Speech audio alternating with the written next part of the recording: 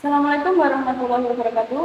Halo semuanya, kembali lagi di podcast kita hari ini dengan saya Maulida Rusli. Nah, di podcast kali ini kita kedatangan seseorang atau orang yang berasal dari Kabupaten Blitar. Boleh dijelaskan atau diperkenalkan nama dan asalnya dari mana? Perkenalkan, saya Zidan Riki. Asal sekolah saya SMA 1 Negeri Sebengat. Wah, sekolah asalnya cukup baik dan cukup favorit ya di Kabupaten Blitar. Mungkin bisa dijelaskan apa yang menarik di sekolahmu?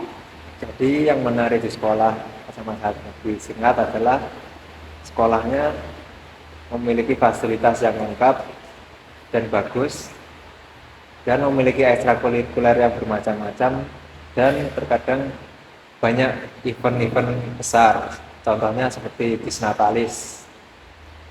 Iya, bisa dijelaskan ekstrakurikulernya itu seperti apa dan apakah kamu mengikuti salah satu dari terdiri tersebut?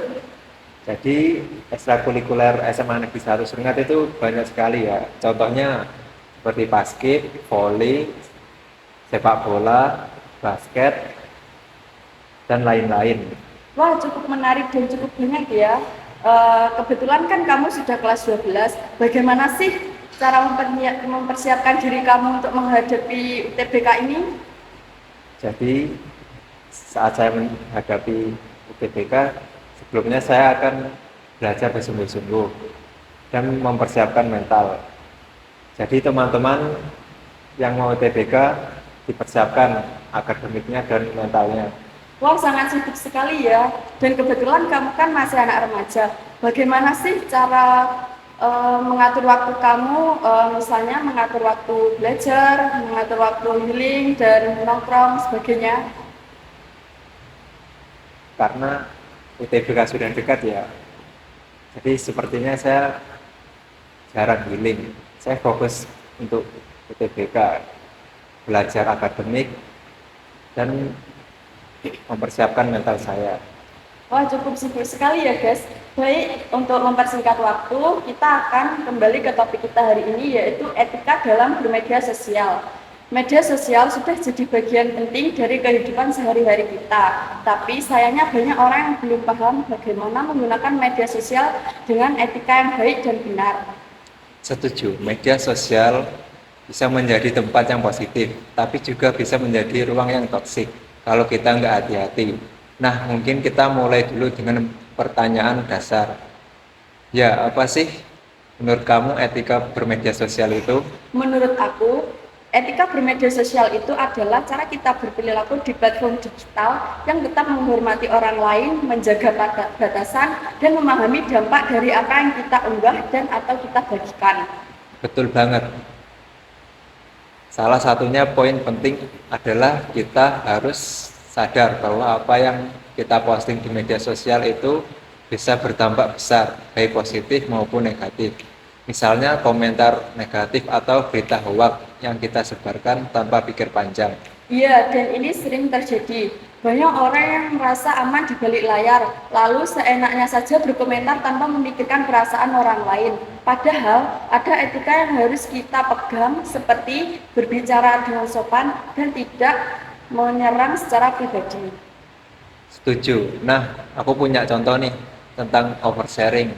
Kadang ada orang yang suka membagikan informasi pribadi di media sosial, seperti lokasi rumah, detail perjalanan, atau bahkan konflik keluarga. Menurut kamu, gimana sih cara yang bijak untuk menghindari ini? Sebenarnya sederhana saja. Menurut saya, sebelum memposting sesuatu, coba tanya ke diri sendiri terlebih dahulu. Apakah informasi ini aman untuk dibagikan? Apakah ini hanya untuk konsumsi pribadi atau memang layak untuk disebarkan ke publik? Jangan sampai kita malah membuka celah untuk hal yang tidak diinginkan. Betul banget. Selain itu, ada juga nih masalah lain di media sosial, penyebaran berita hoax. Menurut kamu, apa yang harus kita lakukan sebelum membagi berita? Kunci utamanya yaitu verifikasi. Jangan langsung percaya dan berikan informasi yang belum jelas sumbernya. Pastikan dulu berita tersebut berasal dari sumber terpercaya dan valid ya. Kalau ragu, lebih baik jangan dibagikan terlebih dahulu. Setuju. Dengan verifikasi informasi, kita bisa membantu mencegah penyebaran hoak. Nah, selain itu, ada nggak etika lain menurut kamu penting dalam bermedia sosial? Ada dong, salah satunya adalah menghormati pendapat orang lain. Misalnya, jangan sembarangan memposting foto atau video orang lain tanpa izin, apalagi jika itu dapat merugikan orang tersebut.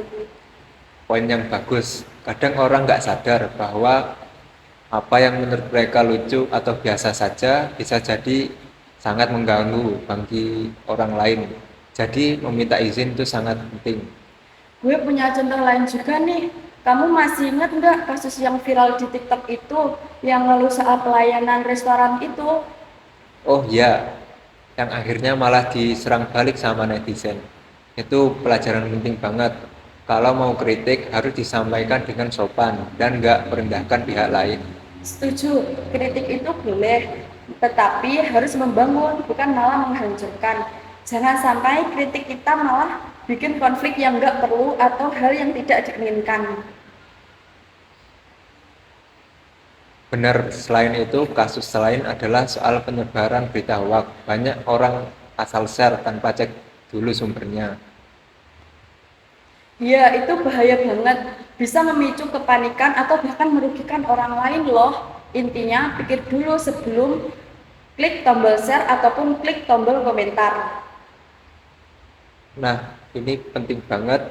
Media sosial bukan tempat untuk menangkan di debat, tapi tepat untuk berbagi ide dengan cara yang sehat. Kalau Nah, kalau kita merasa emosi, mending tarik napas dulu dengan diri dan pikiran, ulang apa yang ingin kita sampaikan. setuju banget. Jadi, intinya etika bermedia sosial itu bukan soal menghormati orang lain saja, berpikir sebelum bertindak, dan bijak dalam menggunakan platform digital. Benar, dengan begitu media sosial bisa menjadi tempat yang lebih sehat dan positif untuk semua orang. Ngomong-ngomong soal sosial media, ada satu topik penting lagi yang nggak bisa kita lewatkan, yaitu cybercrime atau kejahatan siber. Kamu sadar nggak kasus kejahatan siber di Indonesia makin membludak dan makin meningkat di akhir-akhir ini? Ya, benar banget. Mulai dari penipuan online, peretasan akun media sosial, sampai pencurian data pribadi. Bahkan nggak sedikit orang jadi korban karena kurang paham cara melindungi diri di dunia digital. Betul, salah satu kasus yang sering terjadi adalah penjualan berkedok belanja online. Banyak orang yang tergiur harga murah, tapi ternyata itu adalah jebakan. Menurut kamu, bagaimana cara kita menghindari hal tersebut? Pertama, jangan langsung percaya sama toko online yang belum jelas reputasinya. Selalu cek ulasan dan testimoni dari pembelian lain. Kedua, gunakan platform belanja online yang terpercaya dan pastikan metode pembayaran aman, seperti rekening atau payment gateway resmi. Setuju banget. Selain itu, sering juga terjadi kasus peretasan akun media sosial. Biasanya ini karena password yang mudah ditebak atau kita sembarangan klik link yang mungkin tersebar di media sosial lain. Ya, solusinya adalah selalu menggunakan password yang kuat dan unik untuk setiap akun. Kalau perlu, aktifkan fitur autentikasi dua faktor. Jadi kalau ada orang yang mencoba masuk ke akun kita, mereka tetap butuh kode tambahan yang hanya kita yang punya. Nah, ngomongin soal pencurian data pribadi, gimana cara kita melindungi data kita dari media sosial agar masih tetap aman? Sederhana saja, jangan pernah membagikan informasi sensitif seperti nomor KTP, nomor telepon, atau alamat rumah di media sosial. Selain itu, atur privasi akun kita supaya hanya orang yang kita kenal saja yang bisa melihat postingan kita. Benar banget, masalah lainnya adalah penyebaran konten yang melanggar hukum, seperti pornografi atau ujaran kebencian. Ini termasuk dalam cybercrime juga loh, guys.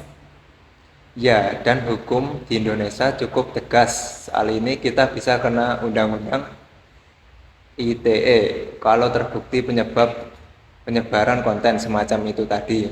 Jadi penting untuk selalu berpikir 2 kali sebelum memposting atau membagikan sesuatu. Wah, sangat mengerikan sekali ya. Selain itu, ada juga kejahatan siber yang menargetkan anak-anak seperti cyberbullying atau grooming online. Ini nggak kalah mengkhawatirkan loh di era sekarang.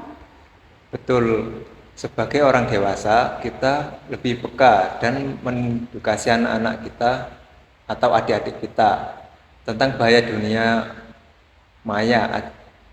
Ajarkan mereka enggak sembarangan berinteraksi dengan orang yang asing di internet dan segera lapor kalau ada hal yang mencurigakan. Benar sekali. Jadi intinya cybercrime ini bisa dicegah kalau kita semua lebih waspada dan bijak dalam menggunakan media sosial atau dalam berinternet. Iya, benar. Selain itu, kalau kita atau orang terdekat jadi korban cybercrime, jangan ragu untuk melapor ke pihak berwajib seperti polisi atau lembaga terkait seperti Kominfo. Nah, ini pendapat setuju banget sih. Dengan melapor, kita nggak cuma melindungi diri kita sendiri, tetapi kita juga membantu orang lain agar nggak jadi korban selanjutnya. Jadi kesimpulannya, etika bermedia sosial dan kewaspadaan terhadap cybercrime itu saling berkaitan. Kalau kita semua bisa menerapkannya, dunia maya bisa jadi tempat yang lebih aman dan nyaman untuk semua orang. Benar sekali, sebaiknya begitu ya. Kita harus berhati-hati dalam bermedia sosial. Semoga apa yang kita bahas hari ini bisa jadi pengingat buat kita semuanya saja untuk lebih bijak dalam bermedia sosial dan melindungi diri kita dari ancaman cybercrime. Oke, kayaknya pembahasan kita cukup sampai di sini ya. Semoga obrolan ini bermanfaat buat kalian semua yang mendengarkan podcast ini. Jangan lupa untuk terus mengikuti podcast kita. Dan kalau kalian punya pengalaman atau pendapat soal etika bermedia sosial, bisa banget share ke kita. Baik guys, cukup sekian dari kami berdua. Terima kasih sudah mendengarkan. Sampai jumpa dan selamat. Sampai jumpa.